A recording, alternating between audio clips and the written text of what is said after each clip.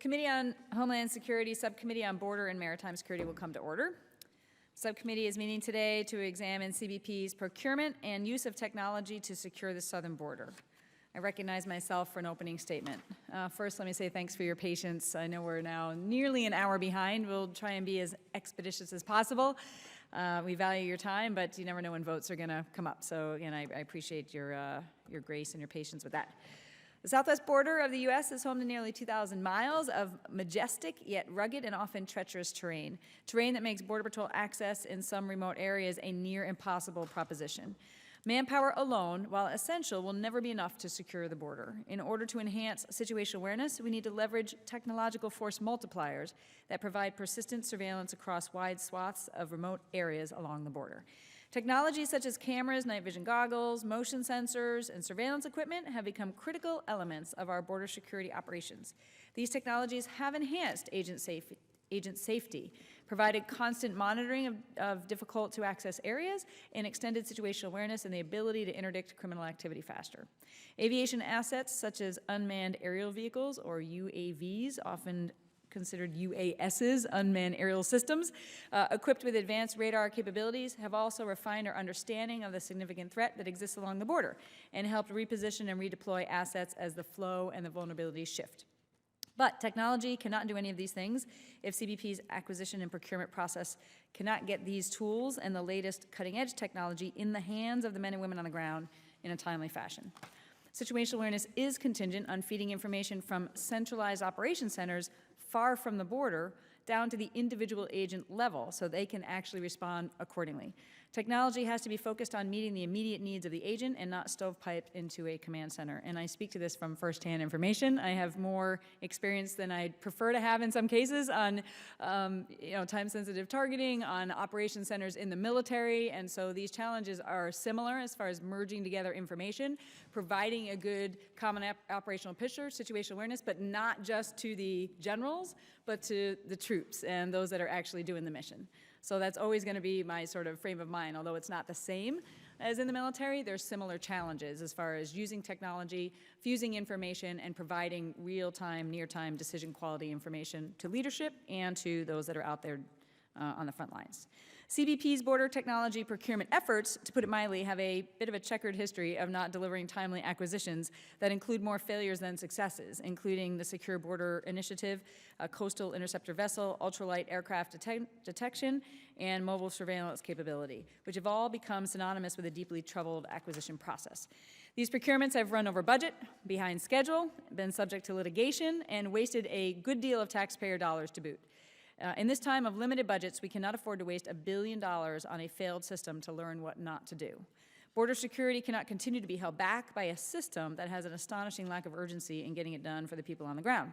Our agents and officers in the field desperately need the capabilities they have asked for to do the job, but on the whole, I don't believe CBP's Office of Technology and Acquisition, OTIA, has delivered. OTIA's mission is to identify and acquire products and services to improve CBP's performance in securing the borders. OTIA has been the lead agency responsible for acquiring technologies associated with the Arizona Technology Plan. As far as I can tell, the only procurement that is working well and is on budget is the Integrated Fixed Tower Program, located principally in my district. However, this comes after chronic delays and the cancellation of SBInet. Now on track, Chief Vitello recently certified to Congress that the program meets its operational requirements. With the exception of that outlier, industry officials we have spoken to tell us over and over again CBP's requirements are often poorly drafted, ill-defined, and perhaps, most alarmingly, not stable. Transparency is also a challenge, as is CBP's ability to forecast their needs so industry can spend the research and development dollars to mature technology for use in border security applications. The Government Accountability Office, GAO, has on several occasions criticized CBP for not following aspects of DHS's acquisition management guidance with the Arizona Border Technology Plan and the lack of performance metrics to determine if the cost is worth the border security improvement. As a result of CBP's troubling procurement record, I authored the Border Security Technology Accountability Act that ensures border security programs are meeting cost, schedule, and performance thresholds, and that technology is subjected to a rigorous independent verification and validation process. This legislation is vital to restore accountability, but it's being held up for reasons unknown in the Senate, even though it passed unanimously in the House. I am interested to hear from our witnesses on how CBP conducts market research, forges for emerging technology, repurposes existing Department of Defense equipment, and collaborates with DHS's Office of Science and Technology to mature technology not quite ready for field deployment. Congress repeatedly asks a very simple question when it comes to border security. What will it take to gain situational awareness and operational control of the southern border? Up until now, the answer we received has been limited or not backed up by a requirements process similar to what the Department of Defense uses. In short, it was a guess. The Border Patrol and Air and Maritime Operations are involved in an effort called the Capability Gap Analysis Process, or CGAP, a scenario-based exercise designed to ferret out tactical weaknesses in our border security defenses and hopefully inform the technological budget process. Congress expects the Border Patrol and Air and Marine to be able to quickly identify and justify the resources needed to secure the border. I'm optimistic the CGAP process is a much-needed step in that direction. Finding solutions to CBP's procurement woes and quickly meeting the technological requirements of the men and women charged with securing the border is the reason I'm holding this hearing today. I look forward to the witnesses' testimony. The chair now recognizes the ranking member of the subcommittee, the gentleman from Texas, Mr. Vela, for a statement he might have. Thank you, Madam Chairman. I am pleased to join you for today's hearing examining U.S. Customs and Border Protection's efforts to enhance border security through the use of technology. As a member of Congress representing a district in the U.S.-Mexico border, I understand the importance of technology to achieving improved situational awareness, enhanced security, and improved facilitation of legitimate traffic along our nation's borders. The Department of Homeland Security has for years attempted to delay various kinds of technology to the borders with mixed results. To be fair, identifying, acquiring, and deploying the right mix of border security technology is no easy task. Technology evolves over time. The flow of border crossers and illicit traffic changes. And America's borders are varied places with different geography, terrain, and climate, meaning that what works in Arizona may not work in South Texas and likely will not work on our northern borders. It is important that this committee conduct careful oversight of CBP's ongoing border security technology efforts, including the Arizona Border Surveillance Technology Plan and deployment of integrated fixed towers in Arizona, procurement of mobile surveillance technologies, and the use of Predator B unmanned aircraft. The Government Accountability Office has reported on the Arizona Border Surveillance Technology Plan, identifying management, scheduling, and cost concerns similar to those that contributed to SBI Net's problems. I hope to hear from our GAO witness today about whether and how those issues are being addressed by CBP. Given my particular interest in South Texas, I also hope to hear from our witnesses about the border security technologies in use or planned for the South Texas region. For example, I understand that there was a protest with the contract award for mobile video surveillance system units, which consist of short and medium-range mobile surveillance equipment mounted on telescoping masts mounted on Border Patrol vehicles. Many of the projected 297 units are slated for deployment in the Rio Grande Valley, and I hope to learn what the revised timeline is for deployment. I also know that the weather in Corpus Christi has proven challenging for flying CBP's Predator Bs, prompting the agency to fly the aircraft from other locations.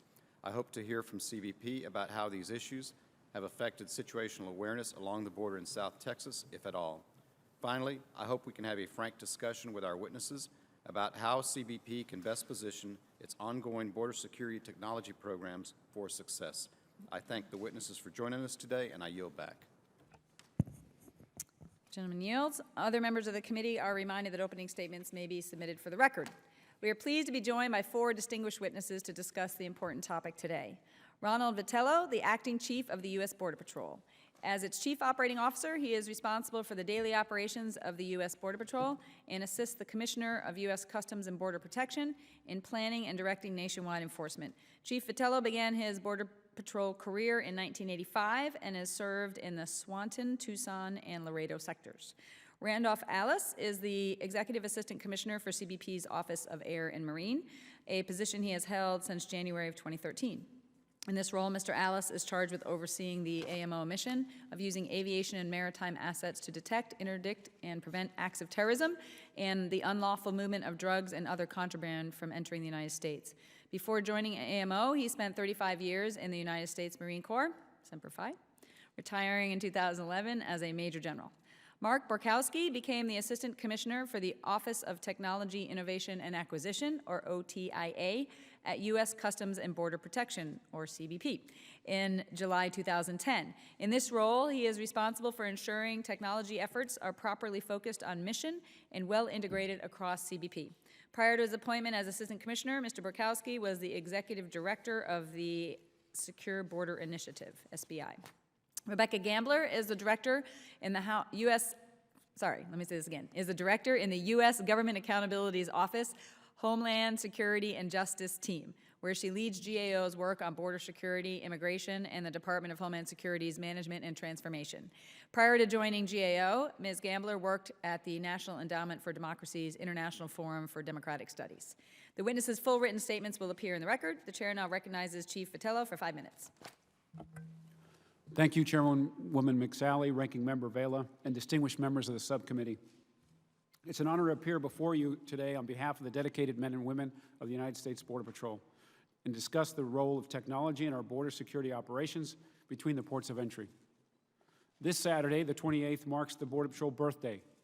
Since 1924, the men and women of this agency have made significant contributions to securing the homeland, from mounted watchmen riding the line in 1924 to guarding Nazi prisoners of war. In 1961, securing domestic air flights as marshals and integrating universities in Oxford and Montgomery in 1962. Proven to be a versatile and effective workforce, our agents have helped to capture escaped felons in New York in June of last year. On our borders, we've tried to innovate and use technology that enhances agent effectiveness and keeps them safe. In 1935, we're advanced enough to install and use two-way radios in cars and stations. Today, the advanced technology deployed along our borders not only enhances the security of our nation by providing us with increased situational awareness of illegal activity, it also significantly increases the safety of our frontline agents. While the basic Border Patrol mission to secure the nation's borders from illegal entry of persons and goods has not changed in the past 92 years, the operational environment in which we work and the threats we face have changed significantly. Today, our mission includes deterring acts of terrorism, detecting and intercepting human drug and weapons smuggling and trafficking, and preventing and responding to other criminal activity. The effective deployment of fixed and mobile technology is critical to the Border Patrol operations. With these resources, our frontline agents are better informed, more effective, and safer. There is no doubt that technology is a critical factor of the Border Patrol's strategic plan, which implements a security approach based on risk and emphasizes unity of effort through integrated planning and execution with our partners. Detection technology extends the visual range and awareness of frontline agents. Ground sensors alert agents to movements and activity, while mounted cameras and sensors on aircraft, fixed towers, and Border Patrol vehicles can be controlled remotely to verify a target. All of this technology works together and ultimately enables the Border Patrol to gain situational awareness, direct a response team to the best interdiction location, and forewarn agents of any danger otherwise unknown along the way. The Border Patrol continually evaluates our situational awareness posture, adjusts our capabilities as required to secure our borders. We work closely with our operational, intelligence, and acquisitions colleagues within CBP and DHS to identify and develop technology such as tunnel detection and monitoring technology, small unmanned aircraft systems, tactical communication upgrades, and border surveillance tools tailored for the southwest border and northern borders. In coordination with the DHS Joint Requirements process, the Border Patrol will continue to use the capability gap analysis process to conduct mission analysis and identify capability gaps and potential operational requirements over the short, medium, and long term. With all our border technology, CBP works closely with agents on the ground to develop operational requirements, conduct testing and evaluation, and obtain user feedback to ensure the right tool is applied to the right capability gap. Thank you again for the opportunity to discuss how technology enhances Border Patrol's capabilities and strengthens our efforts in securing the border. I look forward to your questions. Thanks, Chief Vitello. Chair now recognizes Major General Alice for 5 minutes. Good afternoon, Chairwoman McSally and Ranking Member Vela, and members of the committee. It's an honor to appear before you today to discuss the critical role of technology and specifically CBP's air and marine assets in securing our nation's borders. CBP's air and marine operations, or AMO as we call ourselves, is a critical component of CBP's layered border security strategy. AMO's 1,272 law enforcement agents operate 243 aircraft and 306 vessels and a sophisticated domain awareness network across the U.S., Puerto Rico, and the Virgin Islands. AMO's critical aerial and maritime missions fall into 4 core competencies: domain awareness, investigation, interdiction, and contingency operations, and national taskings. AMO is a vital contributor to the security of our borders, interdicting illicit traffic in the air, on the land, and the littoral waters of the United States through the coordinated use of integrated air and marine forces. All our highly specialized law enforcement agents provide unique expertise and capability in the domains in which we operate.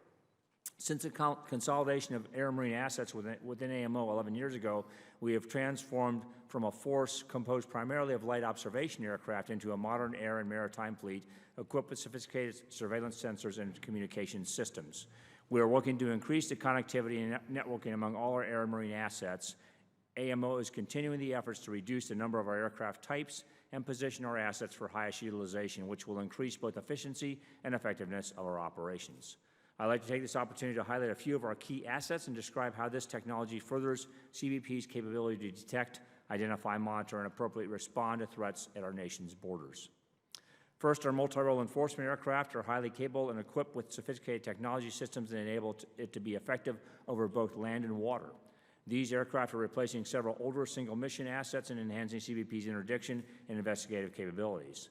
Second, beyond our borders in the source and transit zone, CBP's P-3 long-range aircraft have been instrumental in countering narcotic operations targeting transnational criminal organizations and vessels thousands of miles from the homeland. I might mention they just completed a re-winging of 14 aircraft, a $410 million program, which came in under cost and ahead of schedule. Third, in the maritime environment, working in conjunction with aviation assets, our new coastal interceptor vessels are specifically designed and engineered with the speed, maneuverability, integrity, and endurance to intercept and engage in a variety of suspect, non-compliant vessels in offshore waters, as well as the Great Lakes and on the northern border. Finally, a vital component of our domain awareness is the Air and Marine Operations Center. AMOC leverages advanced surveillance systems and integrates information from federal, state, local, and international law enforcement and intelligence sources to detect, identify, track, and direct the interdiction of suspect criminal use of non-commercial air and maritime conveyances approaching, crossing, or operating inside the U.S. operating inside the borders of the U.S. and Puerto Rico. We work closely with our operational and acquisition colleagues at CBP, including the DHS Science and Technology Directorate, to identify and develop surveillance and detection technology. AMO is also working with the Domestic Nuclear Detection Office at DHS to develop and test radiological and nuclear detection threats beyond threats aboard our small vessels. Chairwoman McSally and Ranking Member Vela and distinguished members of the committee, thank you for this opportunity to discuss AMO's technology assets, capabilities, and efforts in securing our borders. I look forward to your questions in a few moments. Thank you. Thanks, Chairman Ellis. Chair now recognizes Mr. Burkowski for 5 minutes. Thank you, Chairwoman McSally, Ranking Member Vela, distinguished members of the committee. It's a pleasure to be back before you. As you suggested, Chairwoman McSally, this certainly has been a challenging few years, and I share your frustration with the delays. The procurement system is very frustrating, I think, to all of us, and I look forward to a discussion of that. When I was last here before you 2 years ago, we were just getting to the point where we were awarding contracts, and in many cases there were 2 years of delays in getting to those contract awards. Number of reasons for that. Some of it's cultural, some of it's structural, but that has been a continuing frustration.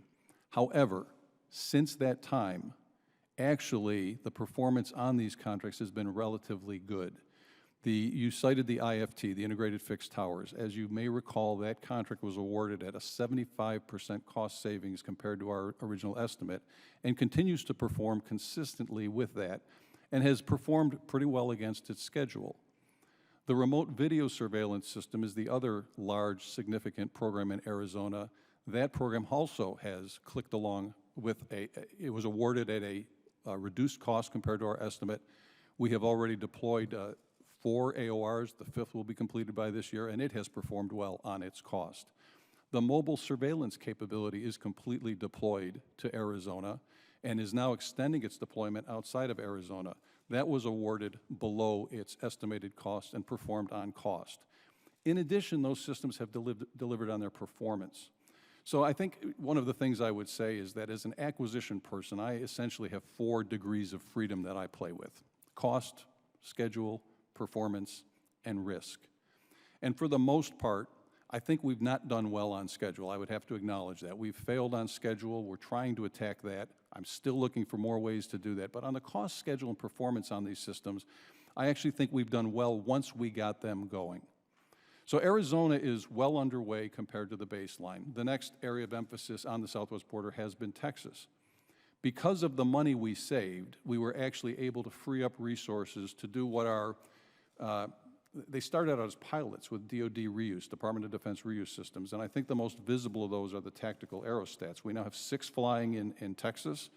We are putting up 17 of the towers that are associated with those, with cameras and potentially radars in areas that frankly would not have had technology till probably 2018, 2019, because we were able to generate savings, and by working with the Department of Defense, we were able to get a little more speed in delivery. Having said that, though, that's not the long-term plan for Texas. The long-term plan for Texas has been remote video surveillance systems, mobile video surveillance systems. Those contracts are underway. The challenge in Texas has to do with environmental, land clearances, land acquisition. Those are challenges. We're working through those, but that's an 18 to 24-month problem that we're working through. We've gotten tremendous support from Congress on funding for that. We're working our way through that. And sir, Congressman Avila, with respect to the mobile video surveillance system, those are also, as you suggested, designated for Texas. They're very critical there. The current contract will provide about 127 of those. The protest has been resolved in our favor. The contract is underway. We expect to deliver the first 4 of those toward the end of this year for testing, and then over the next 2 years deliver 127 that will be covered under that contract. So I think we've made some progress. Am I completely satisfied? No. We do have some work to do in terms of how do we handle this very, very slow acquisition process? How do we improve that? I look forward to discussions on that. Having said that, I do think the programs that we have awarded have largely been successful once we've gotten over that procurement hump, and I look forward to questions going forward. Thank you, Mr. Borkowski. The chair now recognizes Ms. Gambler for 5 minutes. Good afternoon, Chairman McSally, Ranking Member Vella, members of the subcommittee. I appreciate the opportunity to testify at today's hearing to discuss GAO's work reviewing DHS's efforts to acquire and deploy various technologies and other assets along U.S. borders. DHS has employed a variety of assets in its efforts to secure the southwest border, including various land-based surveillance technologies, unmanned aerial systems, or UAS, and tactical aerostats. My remarks today will summarize some of GAO's past work on management and oversight of various surveillance technologies, and I will also share some preliminary observations from our ongoing work for this subcommittee reviewing CBP's use of UAS and tactical aerostats. First, GAO has issued numerous reports on DHS's efforts to plan for, deploy, and manage land-based surveillance technologies under the former Secure Border Initiative and the current Arizona Border Surveillance Technology Plan. CBP has made progress in deploying programs under the plan, including fixed and mobile surveillance system, agent portable devices, and ground sensors, and these technologies have aided CBP's border security efforts. However, we have also reported that CBP could do more to strengthen its management of the plan and technology programs and better assess the contributions of surveillance technologies to apprehensions and seizures. For example, CBP has previously experienced delays in some of its surveillance technology programs, and CBP's planned dates for initial and full operational capability for the integrated fixed towers, for example, have slipped by several years. We have previously reviewed CBP's schedules and lifecycle cost estimates for the highest cost programs under the plan and compared them to best practices. Overall, the schedules and estimates for the plan's programs reflected some, but not all, best practices, and we found that CBP could take further action to better ensure the reliability of its schedules and cost estimates by more fully applying those best practices. CBP has taken steps toward addressing our recommendations in these areas, such as recently providing us with updated schedules for some of the plan's programs, and we will be reviewing them going forward to determine the extent to which they address our recommendation. Further, CBP has identified the mission benefits of its surveillance technologies, such as improved situational awareness and agent safety. CBP has also begun requiring Border Patrol to record data within its database on whether or not an asset, such as a camera, assisted in an apprehension or seizure. These are positive steps toward helping CBP assess the contributions of its surveillance technologies to border security. However, CBP needs to develop and implement performance measures and analyzing data it is now collecting to be able to fully assess the contributions of its technologies to border security. Second, with regard to UAS and tactical aerostats, based on our ongoing work for this subcommittee, CBP is currently operating 9 Predator B aircraft from 4 locations across the country. These aircraft may be equipped with video and radar sensors, and they are used for a variety of functions, including patrol missions to support Border Patrol and other law enforcement agencies, and to monitor natural disasters like wildfires or floods. CBP operates the aircraft in designated airspace, and more than 80% of flight hours from fiscal years 2011 through 2015 were associated with designated airspace along border and coastal areas. CBP also operates 6 tactical aerostats along the border in South Texas, as Mr. Borkowski mentioned, and these aerostats assist Border Patrol in apprehensions and seizures. CBP's use of both UAS and tactical aerostats can be affected by various factors, such as airspace access and weather. In closing, we are continuing to examine CBP's use of UAS, tactical aerostats, and other assets and technologies as part of our ongoing work. We will also continue to follow up on actions taken by CBP in response to our recommendations for improving management and measurement of technologies deployed under the Arizona Border Surveillance Technology Plan. This concludes my oral statement, and I'm happy to answer any questions members may have. Thanks, Ms. Gambler. I now recognize myself for 5 minutes for questions. I want to start off with Ms. Gambler. Are you familiar with our Border Security Technology Accountability Act? I am, yes, Chairwoman. And can you share from your perspective and your expertise whether that's going to assist in any of the challenges that you've raised in the past and continue to be issues? Absolutely. That bill is very consistent with the findings and messages from GAO's prior work looking at CBP's efforts to deploy surveillance technologies. For example, the bill calls for making sure that technologies have acquisition program baselines in place, that the programs are monitored according to cost, schedule, and performance. And those address a number of the key findings that we've had related to CBP's technology programs. And I might also add that it's reflective of leading practices and best practices for acquisition management. Great, thank you. And I just want to say, again, this was unanimously passed in the House. It is being held up in the Senate. It was reported out of committee. I mean, we're hearing rumors that it's being held up because our colleagues don't want us to have a win on any border security issue. And I hope from just your comments today and from looking at the bill that they would realize that this is a win for the taxpayers. This is a win for our improvement in processes for being able to secure our border. And I hope we could get past the partisan bickering and actually move this thing forward so we could put it into force. Next question I want to ask, really, Chief Fratello, General Alice, Mr. Borkowski, as I opened up and mentioned, I think some of the initiatives that you're doing are increasing a good common operational picture and providing good information that might be good for intelligence assessment to understand kind of where the cartels are operating. But if we're not getting it into the agents' hands, if they're not getting the information that the people back in the Operations Center have, then we still have more steps to make, right? So that they can not have information overload, but actually have the best situational awareness possible. So of the technologies mentioned, or maybe some that are under development, which ones are actually in the hands of the agents that are out there intercepting the activity, or are they getting information over a radio? I just want to have a sense of like where they are in getting that information and what other initiatives might be in the pipeline in order to improve situational awareness for the agents that are out there. Thanks for that question.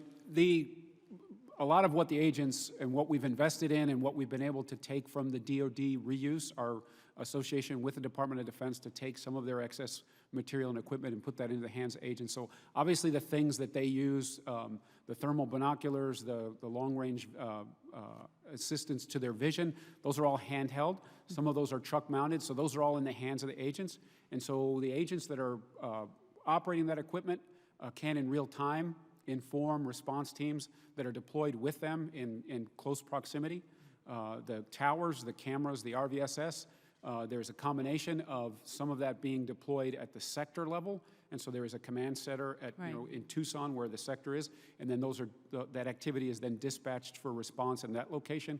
But is that by voice? That's what I'm trying to get at. You might have a ground sensor, you got a Predator flying, you've got the information from the IFTs. We have perfect situational awareness in the command center. Again, I've been there in the military where you understand exactly where the traffic is, but then you're telling a poor guy or gal on the run on a radio, like, here's what's happening. Are there tools that's actually getting that situational awareness to the agent that's not just a voice call? Yes, so it is via voice, but there are precise measurements being taken by the hits that the sensors get on the aircraft. Our own towers, our own sensors are deployed. All of that material and those sensors are geo-referenced, and the agents are getting precise details about where that activity is occurring. And then the classification, what kind of threat do they face, how big are the groups, et cetera. That does go over voice to them, but they're deployed in that same proximity as well. So there is a balance that has to be struck in how much goes over the air and then how much they get in their hands as far as using tablets and all those kinds of things. And we're doing some experiments about getting the information closer to them as it is occurring. And there's also an information stream that they need to be aware of, right? So when the classification comes through, that they prioritize the threat information versus just activity writ large. Great. And is there anything, Mr. Borkowski, in the works? Again, when I was flying my A-10, I'm actually talking to guys on the ground that are seeing what I'm seeing in my targeting pod, so their situational awareness has increased. We are clearly, as you suggest, getting kind of this demand for, give me Blue Force tracking. Right. Give me the picture that the camera's showing, and we don't have that today. Right. There are a couple of reasons. One is we don't have the infrastructure to send it. So that's one of the things we're struggling with.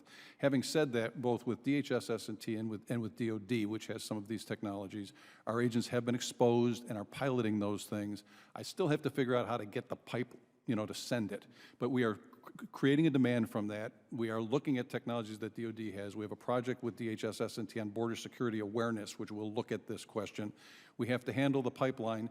The one other thing I would add is one of the things that broke badly on SBI Net was there was a tremendous investment in this particular question that was not tightly defined. And we actually had to pull away from that in order to build the hardware. Now that we have the hardware, we believe we're starting to get a tighter definition. But you're right, we need to crack that. There are a couple things that are really in the way. The biggest one that bothers me is the bandwidth to get the signal across. Yeah, okay, thank you. All right, we're going to do a couple rounds here, but I want to give opportunity for others to include the ranking member of the full committee, but first I will yield to the ranking member of the subcommittee, Mr. Vela, for 5 minutes.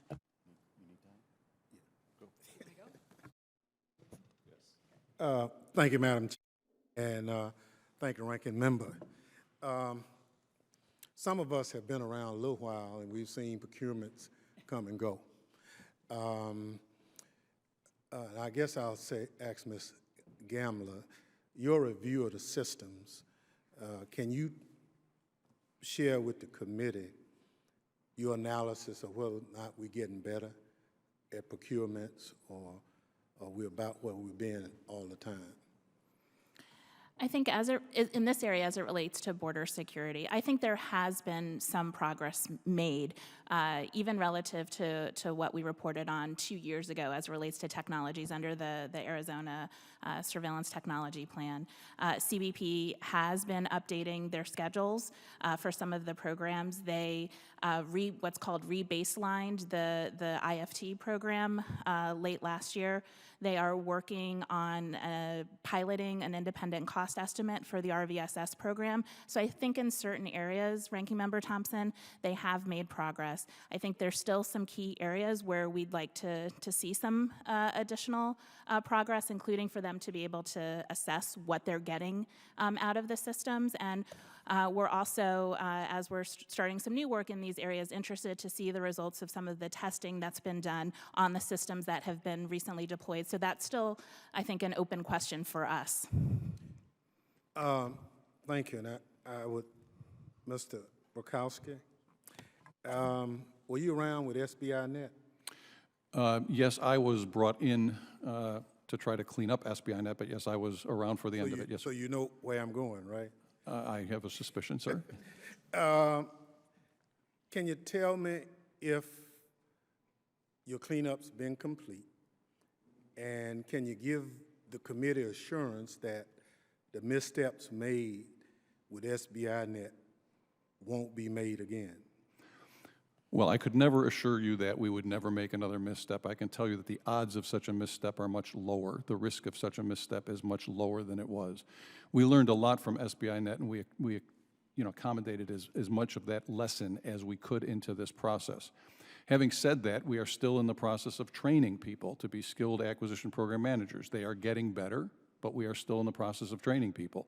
We are still. How much of a reliance, and excuse Okay. me, are we relying on outside contractors to do that, or have we been able to pull that capacity within the organization? We do have contractors supporting us, but we have built organic, government employee skills that probably did not exist 4 years ago. So we do have program managers who are skilled. I wish I had more of them. I think that's part of the challenge, is having enough people to meet all of the demands. So we have a mix of contractors, but in the past, we were much more reliant on those contractors to augment our own lack of skills. We've spent a great deal of time, both in CBP and in DHS, in building up the government employee workforce skills. So is building up the government workforce capacity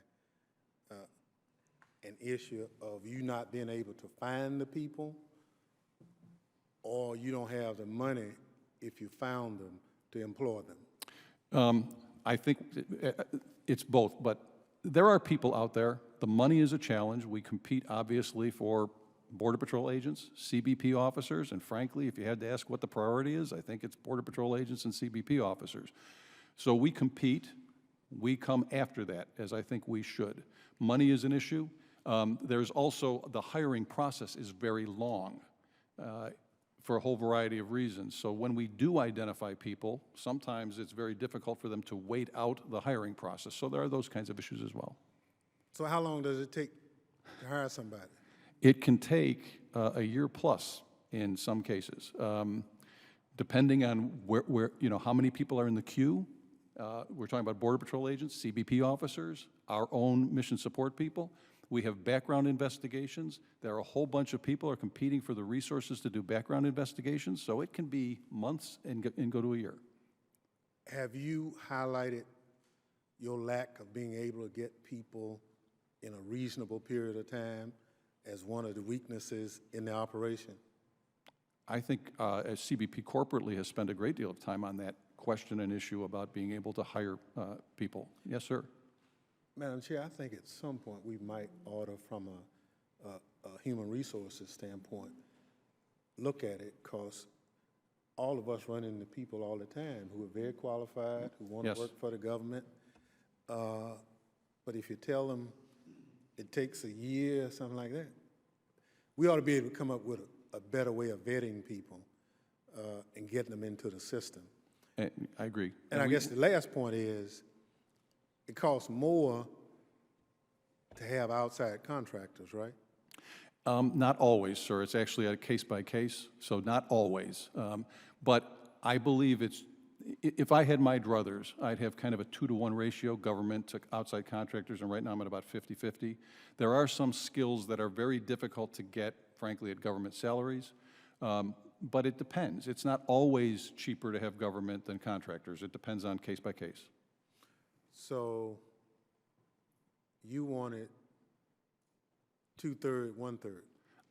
My sense is that would be about ideal, and the reason for that is I want the capacity to, first of all, have surge, right? Government employees are good, steady state. I want to be able to surge, and contractor employees are very good for that. The other reason that I think contractors sometimes help is there are some very kind of scarce, highly technical skills that are more accessible through contractors in many cases than through government employees. Thank you, Madam Chair. Thanks. I want to thank the ranking member of the full committee. And our last hearing here in DC, we highlighted some of these manning issues for the CBP officers at the port of entry. It's about 18 months. The Border Jobs for Veterans Act, which we passed, which is my bill, is supposed to fast track our veterans. The goal would be 90 days, but there's still a lot of work to do and a lot of concerns and challenges from really everybody on the subcommittee and across the committee that we've heard. So I think we still got a lot of work And to do. I'm just trying to make sure that we don't lose sight of the fact that that process is Still needs laborious a lot of and what improvement. have you. And I'd like my full statement to be admitted Without into the objection. record. Thank you. Thank you. Ranking member. Chair now recognizes the ranking member of the subcommittee, Mr. Bailey. So General Alice, what can you tell us about the issues in Corpus Christi with the Predator B and the weather? So for Corpus Christi, sir, that actually for the Predator overall, weather is a challenge for the system. Generally, it runs about a 20% higher cancellation rate than our manned aircraft for weather. So one of the efforts we're making currently system-wide is we're working with General Atomics on an automatic takeoff and landing system, which will improve the crosswind limitation of the aircraft. That's one. And then secondly, we're looking at working out of divert fields. For instance, we used San Angelo this last year that are better winter weather operating locations. We've also deployed the asset to the transit zone during the wintertime where we get more effective operations out of the platform. We have 2 platforms right now in Columbia and Barranquilla operating. So that's how we've looked at the challenges there in Corpus Christi. We get efficiencies out of that site. It is a P3 site also, so the P3 pilots not only fly the P3, but they fly the Predator UAS at the same time. That's a great efficiency for us in terms of operations, and if we split those sites up, we lose that efficiency. So that's how we tackled it so far, sir. So is the fog the issue, basically, or? Generally, it's ceilings in the wintertime. I went through flight school actually in Kingsville, and I remember many days sitting there playing AC/DC in the ready room while the fog and whatever it was hung over us. So getting out of that kind of coastal interference zone, I think, is advantageous. San Angelo has been a good location. Our challenge, honestly, has been the FAA there. We've worked through those issues with them. They're very adverse to us operating out of civilian airfields. That's the first time a unmanned aircraft has operated out of a civilian airfield. So that's worked well. Now, with respect to these tactical aerostats, how are you dealing with the landowners? So all of the sites need preparatory work, a little bit of what my colleague, Mr. Borkowski, said as it relates to our towers, real estate acquisition and permission to enter lands, et cetera. So all of the sites that are operating now are with, in conjunction with a landowner. Sometimes that's via a lease, sometimes that's a different kind of agreement, but it's all structured and scheduled so that they're aware of our presence. And so far, we haven't had any challenges with that. It was difficult to move a couple of the ones that were up north. There was a couple operational decisions. We wanted to move the ones closer to the border because of their effect and the efficiency that the agents were getting, but all's going well so far. So, Chief, I think you're well aware of the challenges that we have on the other side of the border in Tamaulipas, Mexico, with respect to cartel activity, kidnappings, and murders that have, it's made the state's deteriorated over, the last several years. What I'm curious about, is there anything that we can do from your standpoint technologically to help in that area? It's a difficult challenge. You feel bad for the people who are part of those communities. It's unfortunate that they face that situation. I think as it relates to help from here is to strengthen our relationship and provide Mexico with the mentorship, sharing of best practices, mechanisms to exchange information quickly, and then support their efforts to reform their domestic and their federal law enforcement. And so, following up on that, what kind of shared practices are you currently using with law enforcement in Mexico? In its best form, we have programs underway under the Border Violence Prevention Protocols. It's a systematic way for us to sit down and understand where the violence is taking place, what it means to our deployments at the border, between the ports and at the ports as well, and then sharing information where it's critical. And then it's in a deployment form, we do joint patrols with authorities in Mexico in places where we know that violence or smuggling is occurring. It's a great benefit for them to have us close by on our side and them doing the same in Mexico. Those have worked out very well when they have the resources available to do it. Well, thank you. And before I yield, I would just add that I agree with Madam Chair, with your perspective on the use of veterans. And I think we need to have a much more robust approach around the country with respect to educating our veterans about the availability of these jobs. I think it's something that I surely look forward to working with you on. And I agree with the ranking member, as long as it doesn't take 18 months for them to get a job. But if we can get to that less than 90 days and while they're still on active duty, that would be ideal. We got to keep working on that bill being implemented for the intent that it was supposed to be. So appreciate it. The chair now recognizes Mr. Rogers from Alabama. Thank you, Madam Chairman. want to revisit this issue of the aerostats. Can you tell me how many aerostats you have in that are deployed at present? We have 6 deployed in the South Texas area. And are they the same model or version, or they differ? There are 2 separate versions. They're both what we call the tactical version. They're both supported by mobile towers that also work the border environment, that give us cameras and... What do you mean supported by mobile towers? I see the tower on the truck here. Does that have to go somewhere close to the aerostat? The aerostats come, it's a deployment package. They come with towers that can be put up remotely. So when the envelope is flying, when the balloon is up in the air, it has sensors hanging off of it, EOIR and day cameras, high definition cameras. And then there are towers that support in the area as well that can monitor the border for us. That receive signals from the aerostat? The signals go to a small command post, and then the information that's obtained there is then dispatched to response units in the field. So it doesn't go to the truck that's carrying the tower? So there are other vehicles that we have that are government equipment that are not DOD reused, the MVSS, the MSS, which have similar equipment on masts in the back of mobile vehicles. Those are operated by Border Patrol agents who can then obtain the information from the screens and distribute it via radio to response teams as well. Are all 6 of the aerostats deployed at present? They are. And how long do they stay up? There's maintenance that's required. There's recurring maintenance that's required. We're constantly evaluating the readiness rate. They have to be brought down to change envelopes when something happens, when the wind's too high, things like that. But generally, I think we talked about it the other day, they're in the neighborhood of 80% uptime. So while they're available 80% of the time that they're deployed. But there are conditions which cause us to either do maintenance or bring them down for weather events, et cetera. Are you keeping these in a particular sector? Right now, they're deployed in South Texas in what we call the Rio Grande Valley sector, which is the McAllen, Rio Grande City, Zapata area. They're there because, my colleague, Mr. Borkowski said, because we have a planned deployment there for integrated fixed towers, for RVSS, for more mobile trucks, et cetera. But that stuff has to catch up. Our work on the ground to get those sites ready to purchase land, to do the environmental work is underway. In the meantime, we've deployed the aerostats to fill that gap, given the activity levels that are in that part of the Are all 6 border. of these from the DOD? They're all DOD reuse equipment that we've gotten from them. Are there any remaining DOD aerostats available that you have not accepted? I believe they have more, but I'm not aware of any that they have that we are actually asking for. I think we have 2 that we're getting ready to deploy elsewhere. Sir, there are three incarnations of this. The 2 large ones, DOD owns them, has not accessed them, but basically leases them to us. The smaller ones, which are called RAID, we own, I think, 8 of them. 2 of them are deployed, so we have additional ones in storage. We also have towers that we can deploy independently of the RAID. So there are additional aerostats available that we have in storage.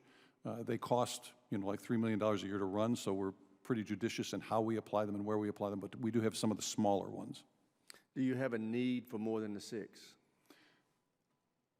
We'd prefer to deploy the mobile technology that's on its way to us. Why? Excuse me? Why? The aerostats are a good gap filler. We see them as a temporary asset. We may not continue to use them in South Texas as the technology plan, the fuller requirement gets deployed. We'll take them and use them in a place where the technology has to catch up. So they're a good gap filler, but because of the expense of their operations and maintenance is quite high.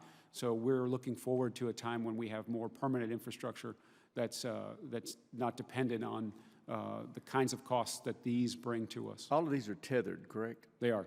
At what altitude? I believe there's one that's at 1,800 feet, and the other one is something less than that, 12. The smaller ones are around 1,000 feet. Have y'all considered using some of the non-tethered aerostats? They can loiter for long periods of time? Like essentially blimps. Correct. The Marines use those, right. Why I ask.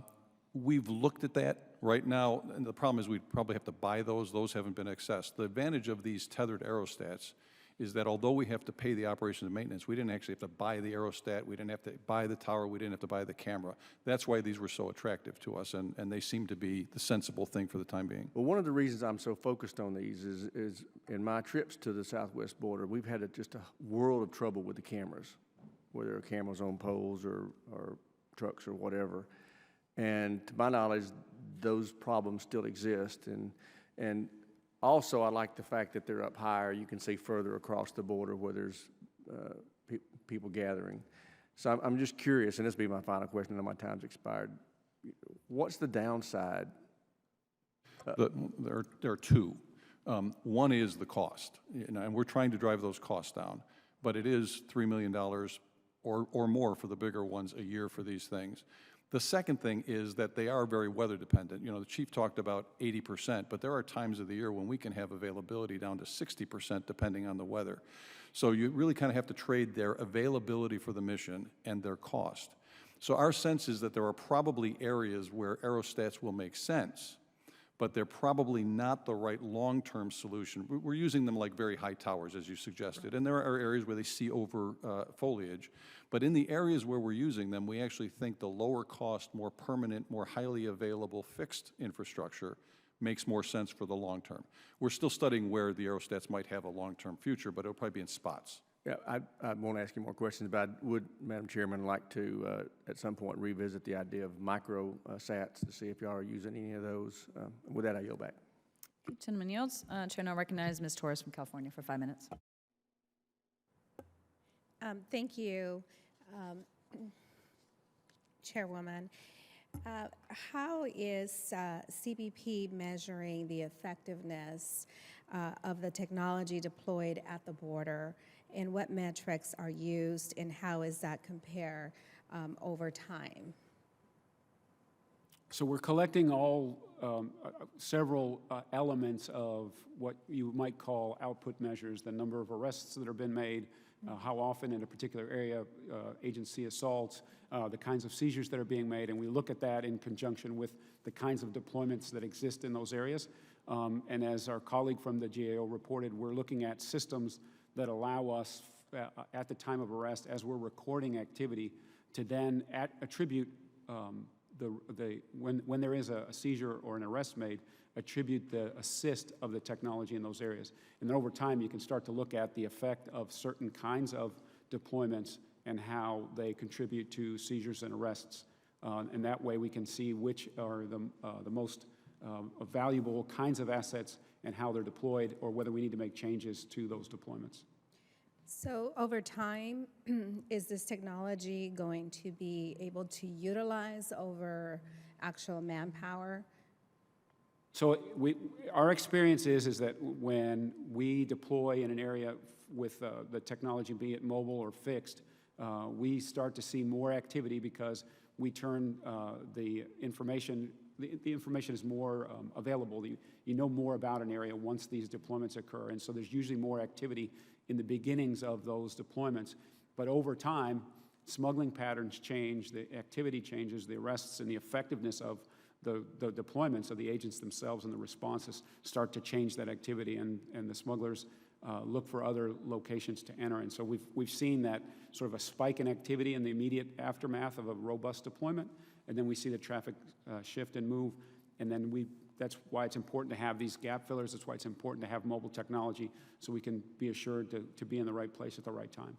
I understand that there, is a need to make a serious commitment, financial commitment, and it is going to be it is a lot more costlier in the beginning. But over time, my question really is it smart to spend this much money up front? Are we going to save it in having actual personnel costs, a few years down the road, and how long? I mean, are we really looking at those statistics? When you look at where we've gotten to on how we decided on the deployment, the Arizona Technology Plan is one, our plans for the other border deployments, we looked at, and Mark can speak more precisely about the analysis of alternatives. We looked at which technologies would be the most advantageous.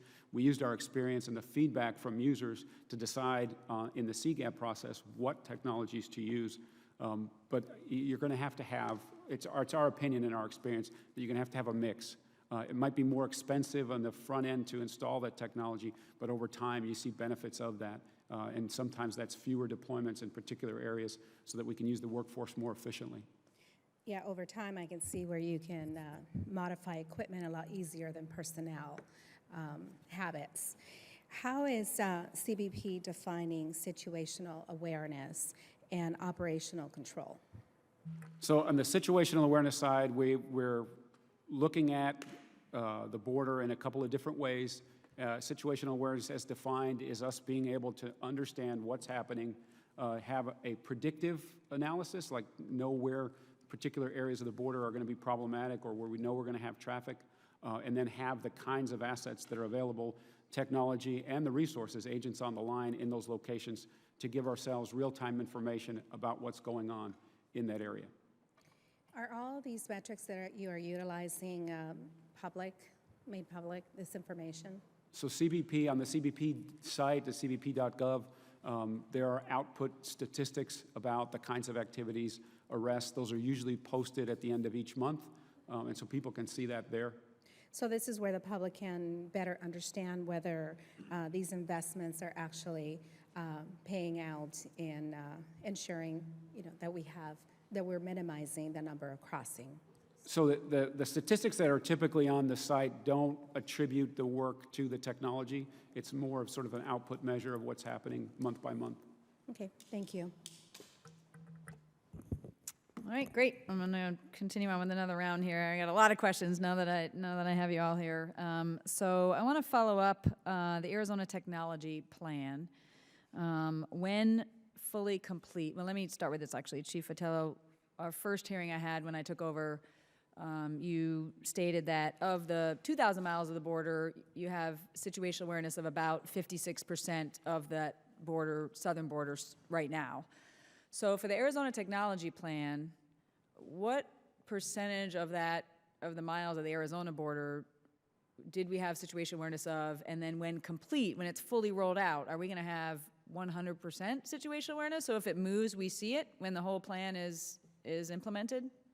Yeah, so last time I was here, it might not have been as precise as I wanted to be as it relates to situational awareness.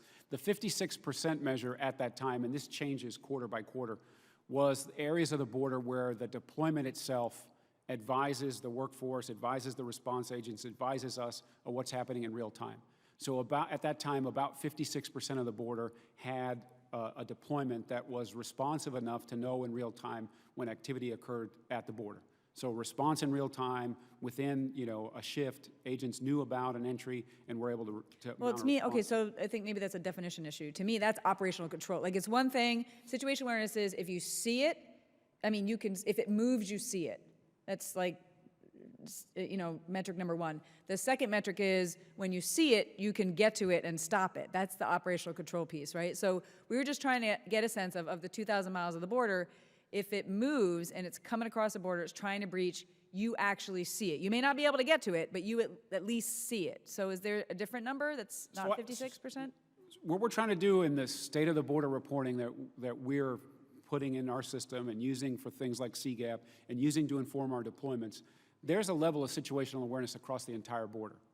So in the 56% number, that's happening in real time. The sensors, the agents themselves, the deployments are picking up that activity in real time and being able to respond to it. The rest of the border, we're using other technology to monitor it regularly, but there's not an immediate response in each of those cases. That other part of the border where we're using GeoInt, where we're using change detection to monitor the border, it's not solely that. We have other methods of being able to monitor what's going on in those areas, but there's not necessarily a deployment or a sensor that picks up that activity. It's more of this change detection, using the UAS, using other assets to monitor the border. But I would say that as it relates to situational awareness, how we see it, each and every zone of the border has some level of monitoring that occurs in it, whether it be our assets directly deployed, whether it be the community informing us of things that are going on, or our own assets that are doing a monitoring that verify to us that there is or isn't activity going on. Okay, yeah, I think we just have different definitions of situational awareness. And I mean, I appreciate that some of the Vader stuff and change detection you're doing is after the fact, being able to look back and kind of see some of the changes that have happened, which is really important for intelligence and, predictive analysis and all that. again, I'm just a fighter pilot, and I'm just trying to get down to like a simple metric of if it's breaching, if it's about to cross the border, we see it in real time. In 2,000 miles of the border, where do we have, we may not be able to get to it, we may lose it, but we see it happening real time. So, I mean, I don't want to waste a lot of time going back and forth on this, but I think that's one of the frustrations, I would say, of this committee and definitely of my constituents is we don't know what the answer is as far as what can we see and then what can we actually get to. And the price of drugs on the street is the best indication that supply and demand, there's still a lot of stuff that's getting through. I think that's fair enough. And I think you said it yourself. Once we deploy technology, we all of a sudden see all the stuff that we didn't see before. It's not that they stopped, they just started coming. It's just you can now see it. Is that a fair statement? I think it's fair as it relates to the state of the border reporting and when Yeah. we're using the GeoInt and when we're using our own deployment. Yeah. So it's accurate to say that at the 56% number, Yeah. that is a real-time deployment. So we know when it's happening in real time and can respond directly. In those other parts of the border, you may or may not need that kind of deployment, but in the aggregate, you are aware of what's occurring over time. Okay, so going back to my original question, when the Arizona Technology Plan is complete, which I definitely want to make sure I understand when that is going to be complete based on all the different parts of it, what level of what you're kind of calling situation awareness, but I guess what I'm calling operational control, like what will you be able to, you see real time, you can see it moving across the border, what percentage of the, I think it's 360 miles of the Arizona border, it's Arizona Technology Plan, so you're focusing on better technology for situational awareness in the Arizona border. What's the end goal? What's the end state? So that deployment is informed by agents on the ground that know how the technology works and know our own tactics for deployment and are aware of what the threat picture is. And so when those ARRs are complete, we'll have 100% monitoring of that border and being able to react in real time to all activity. Now, there are limits to the technology. There are deep canyons. You've been to these places in Nogales where it's really difficult to see on the ground, even with the technology. Right. But those deployments are designed for us to be 100% successful. Okay, so 100% is the goal. So can you give me the timeline of when all of the elements of the Arizona Technology Plan will be complete as of right now? I don't know if that's for you to answer or you, Mr. Burkowski. I think Mark's probably better to tell us the precise detail. The long and short of it is we believe Arizona will be done by FY19. End of FY19? Yes. Okay. And that is due to two specific areas of responsibility in the Tohono O'odham Nation. Except for those, the remote video surveillance system will be done by the end of this year. 3 out of the 5 AORs in Arizona for IFT will be done by the end of FY17, and then it's those 2 areas of the Tohono O'odham Nation that lag in getting complete. Just for expectations too for our constituents, in this FY, what else is going in? I mean, the ranchers I was talking to last week, the IFTs, can we just get a rundown of what's going in this fiscal year? Sure. So all of the the remote video surveillance system, which are cameras and towers, the last area for that is Yuma. That's the last one to go in. That'll be done by the end of this year. For IFT, we are starting Douglas. Douglas should be complete toward the end of this year. Sonoyta will go on contract this summer, so it should be done in about a year from that. So those are the key activities going on between now and, say, the summer of 2017. Okay, so FY19, if everything's on track, the Arizona Technology Plan will be complete. I know what, Ms. Gambler, one of the points that you've pointed out is that there's not been an integrated schedule. They've been sort of the piecemeal schedules. Is that still something you think is needed for the Arizona Technology Plan or for additional plans moving forward in Texas or other areas?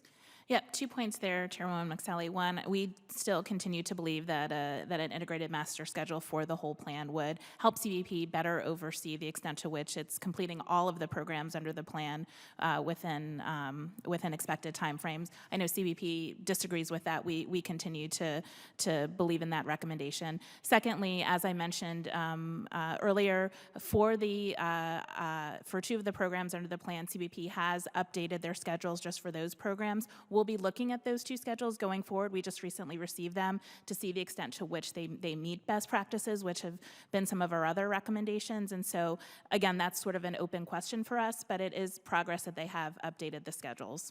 Great, thank you. I want to switch to a different topic, which is the use of tactical unmanned aerial systems or aerial vehicles. I know we talked about this in the first hearing I held. I realize the Predator provides situational awareness sort of at the operational or strategic level, but there's tools that are out there that we are currently using in the military where the agents could launch something that gives them situation awareness tactically.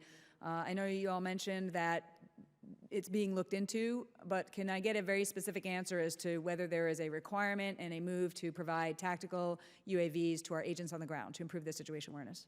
So we do have a operational requirements document. So the Border Patrol at CBP, our partners in CBP writ large are convinced that this is a technology that needs to go into the hands of agents. We have made operational requirements documents, or the official recognition of that. We're working with OTIA to understand what resources are available and how we would deploy them. We're in discussions with CBP Air and Marine to make sure that we're not in conflict as it relates to the airspace issues. And then we have two projects. It's the same project underway with Department of Homeland Security, Science and Technology Directorate, in which they've helped us identify what resources are available, what the limitations for some of that resources, so we can start to narrow on which platforms that will be available to us. We're in discussions for a memorandum of understanding with the FAA on the certificate of authorization. Again, that's part of the deconfliction piece.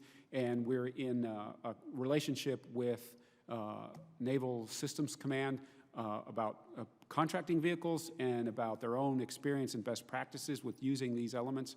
And we believe that we're very well on our way to start these deployments because we think they're necessary for agents in the field. I agree.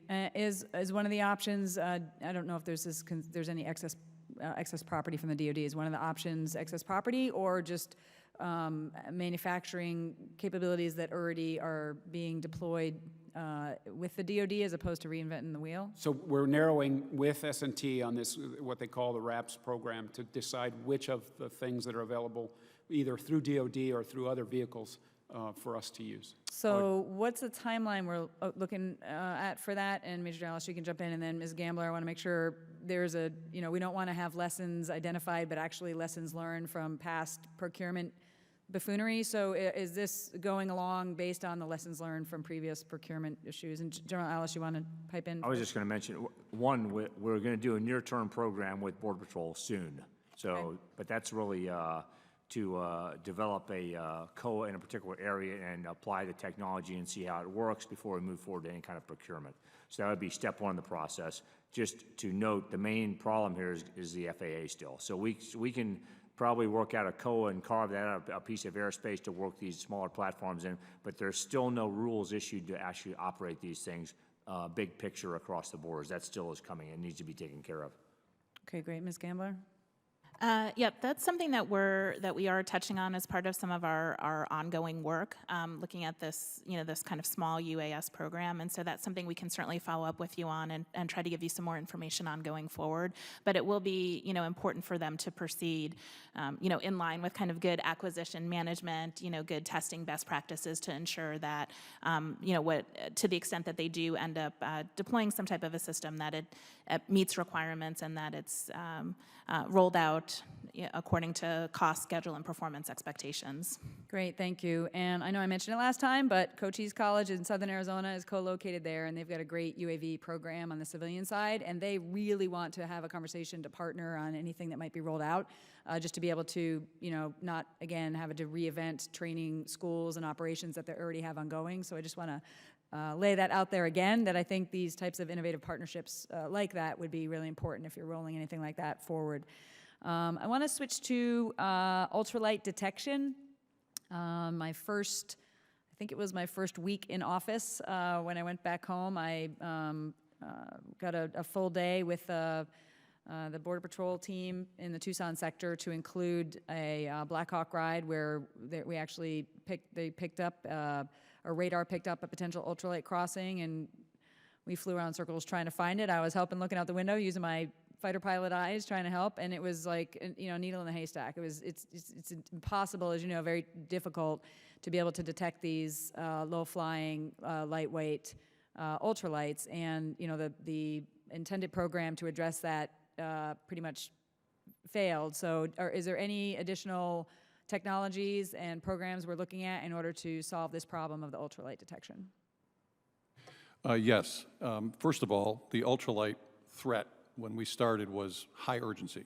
So we went after this program that was not successful. If the ultralight threat were as urgent as it was, though, we would probably use those because they actually could detect the radars. It's just they were the ultralights, they were very labor intensive. So we're looking for options to that. The urgency for the program is not as high as it was, but one of the things we're looking at is a DoD reuse system.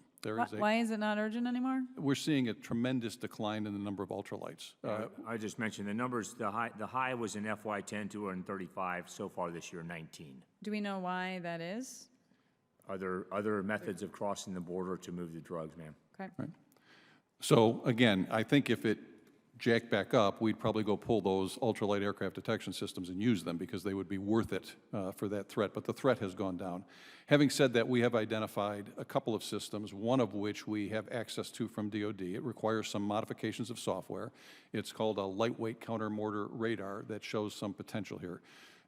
We also continue to do market research with industry. I don't always want to immediately go to DoD and foreclose opportunities for industry, and there are other radars at industry as well. But that's what we're looking at and that lightweight counter-mortar radar looks very promising. Okay, great, thanks.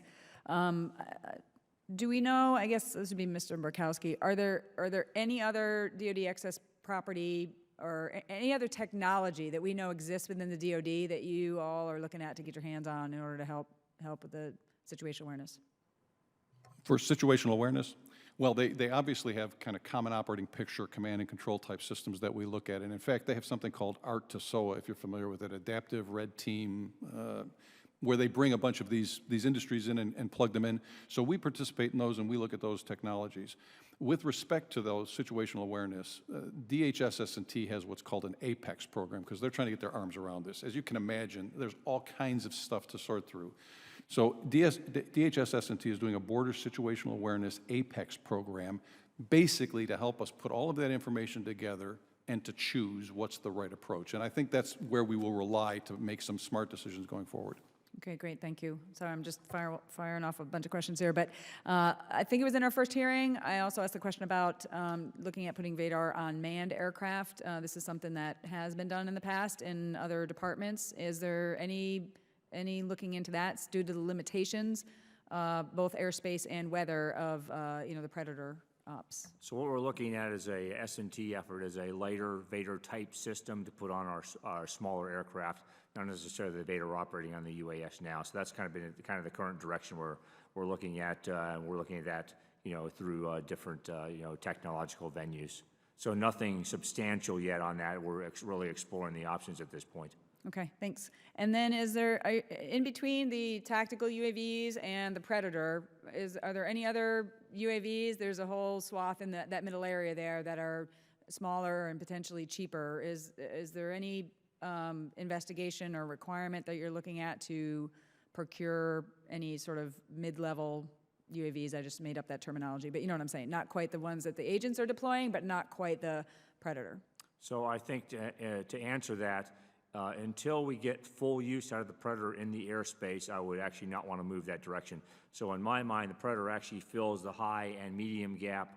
What Chief Patella wants to do on the small side, which I think is a good effort, will fill the low altitude gap. But the real issue is I can get a Scan Eagle or something like that. I can't operate it in the airspace. The FAA won't let me. So the rules still prevent that until we can move beyond those and to really get open use of the airspace with the Predator. That's going to be a limitation. We're moving that direction with the due regard radar. We have a single Predator now equipped with that. We're going to test that and see if that's going to help open up the envelope with the FAA. Great, thanks. I want to move into the kind of procurement process, big picture, and I know a lot of the things that Ms. Gambler, the GAO, has pointed out, trying to move DHS more in line with practices in the DoD, although I serve on the Armed Services Committee, and I'll tell you, there are good things about the DoD acquisition process, but that can also be quite painful and slow and bureaucratic and not nimble, and by the time we get through all the machinations of the process, the technology's already changed, and we're late to the game. So we're actually putting in the defense bills and additional legislation, some changes to that process. So you don't necessarily want to mirror all of the DoD. You want to take the best of it, but not the painful amounts of it.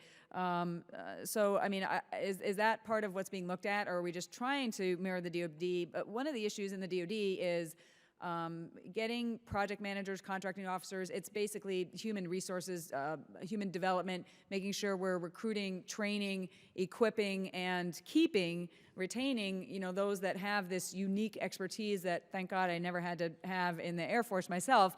But what, on the manpower side and the development of expertise, I just wanted to hear perspectives on that and what's being done to address that issue.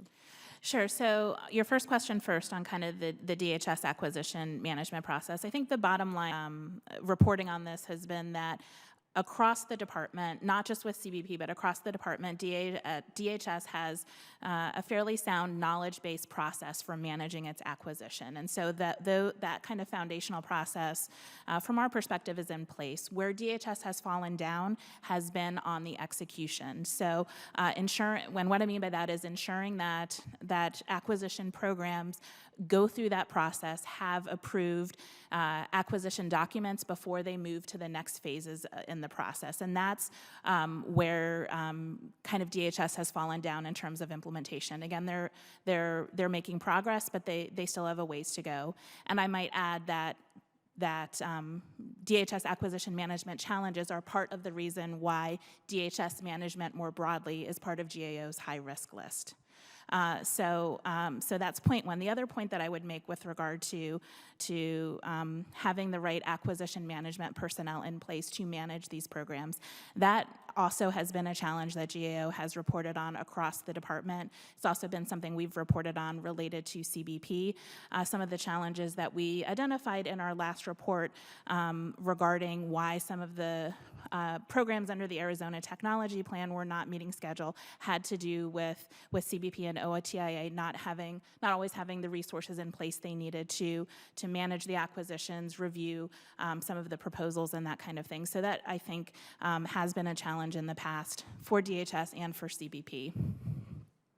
Mr. Barkowski, you want to add anything to that?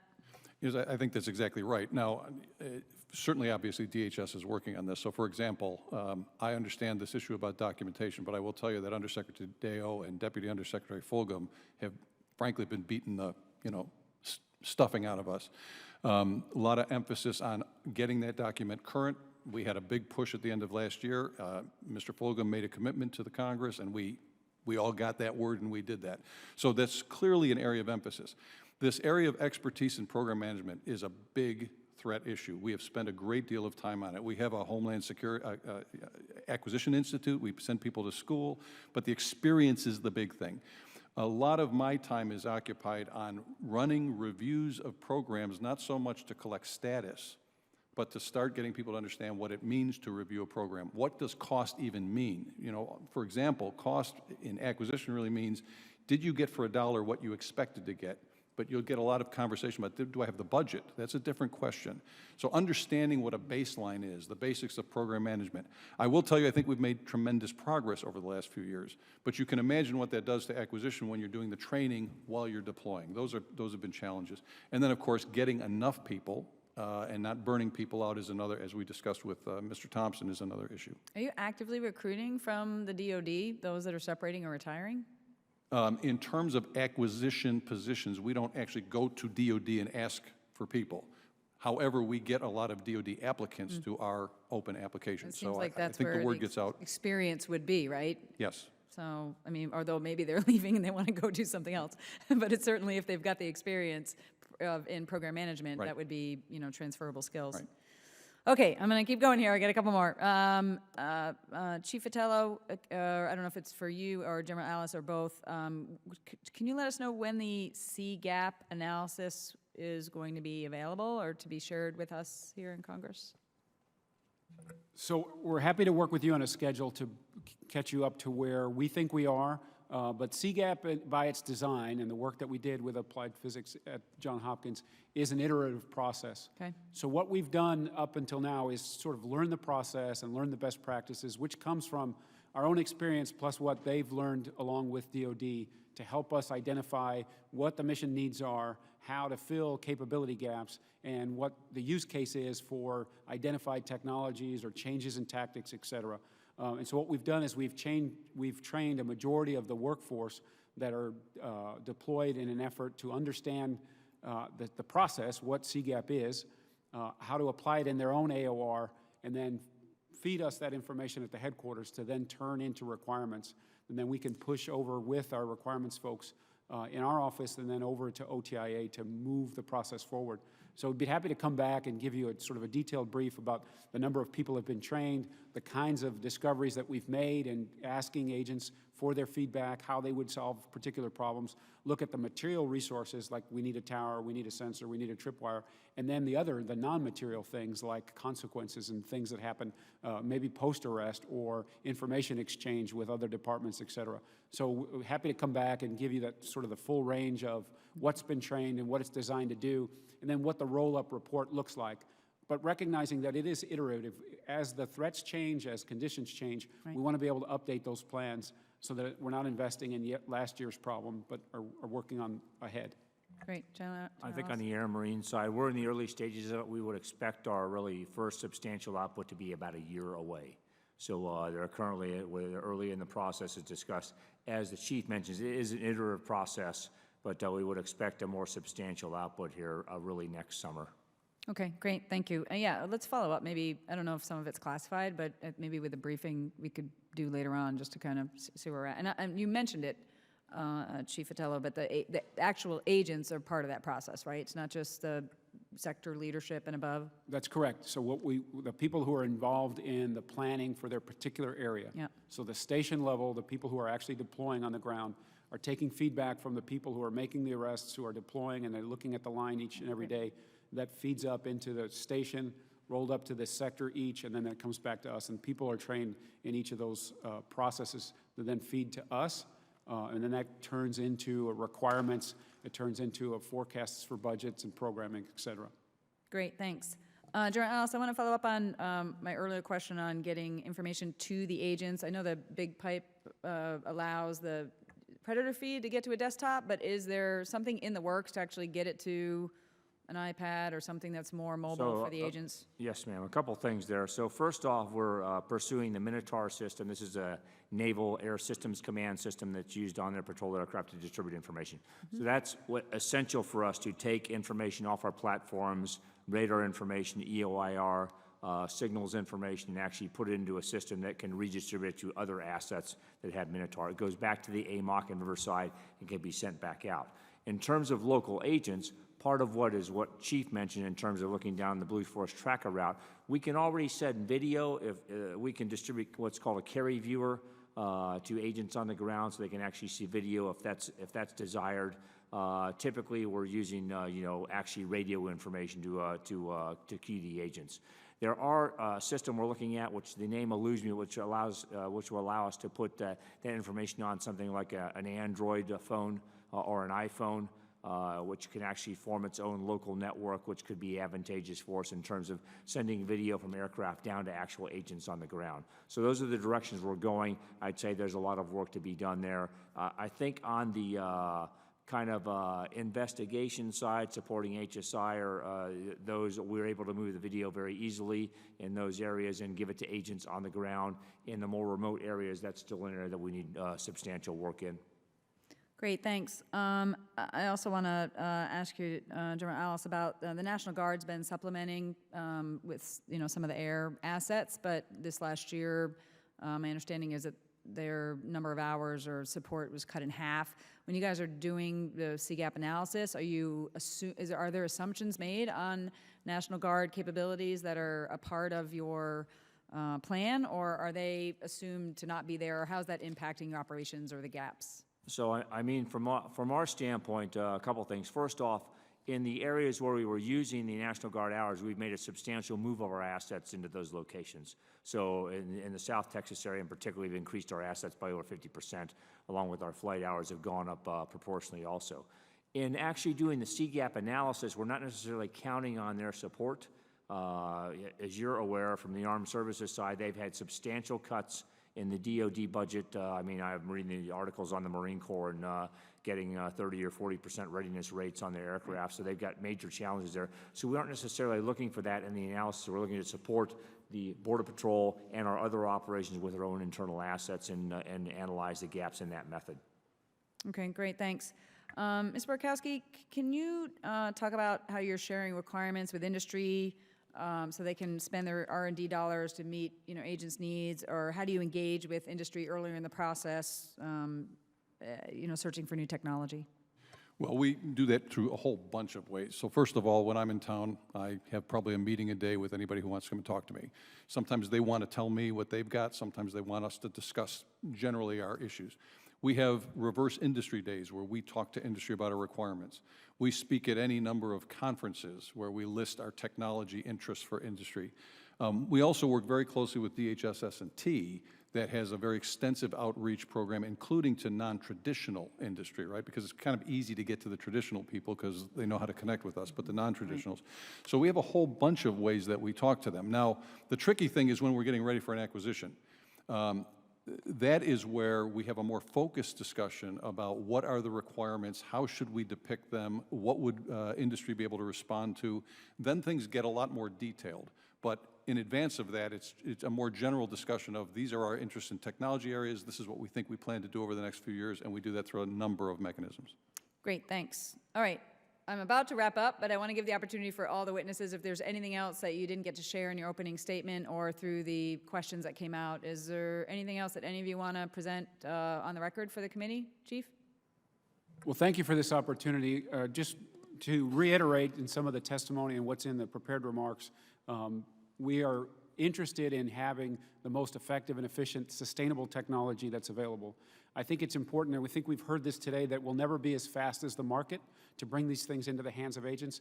We've got wonderful men and women out there that have really great ideas about how to do the job more efficiently, but the bureaucracy doesn't always support that rapid acquisition and putting those things in their hands as quickly as even we would like them to. But they are our best assets as it relates to that last 50, what we call the last 50 meters. You have to have people on the ground that support the technology has to support them, but at the end of the day, they're the ones that have to make contact with whatever that threat is. And so we appreciate them for that work. We appreciate you in your oversight role in helping us prepare them to give us the tools that they deserve to be successful. So thanks for that. Great, thanks, Chief. Morales? I'd just like to thank the committee generally for the support they give to the agency in terms of us performing our mission. Not only the oversight part of it, but also the interest of the committee members, multiple trips, and looking at the stuff that we're working on. I could list a list of things we want. We can provide that offline, but just appreciate the participation of the committee. Absolutely, thanks, Morales. Mr. Bukowski? I would just add that as recognizing the committee's frustration, we certainly have appreciated the continued support despite the frustration, and it has been very significant to us, and it has helped us a great deal. As we do go forward, I would like to have a continued discussion about what do we do about the cultural and structural impediments, because the biggest beating I get is on time. Yes, cost and performance are important. I think we've done okay there, but the time is killing us all. Some of that, I think, will require a different thinking about how we accept risks, because to innovate takes risks, and that means occasionally we will have failures. What's the right risk tolerance? And frankly, the community that works in this business is very risk averse, and that's one of the things we really have to crack. But I appreciate the opportunity to testify and appreciate the committee's continued support. Absolutely, and those are the same types of discussions we're having, by the way, on the Armed Services Committee related to the DoD. So, Ms. Gambler? Just want to say thank you for inviting us to testify today, and just some of the last items that we were talking about here in terms of ultralight detection, the CGAP process, technology metrics. We do have ongoing work for the subcommittee in a number of those areas, and so we'd be happy to follow up with you and your staff to brief you at any time, and look forward to that work coming out in the future here as well. Great, thanks, Ms. Gambler, appreciate it. All right, I want to thank all your witnesses for your valuable testimony and the members for their questions. The members may have some additional questions for the witnesses. We'll ask you to respond to these, please, in writing. Pursuant to Committee Rule 7E, the hearing record will be held open for 10 days. Without objection, the committee stands adjourned.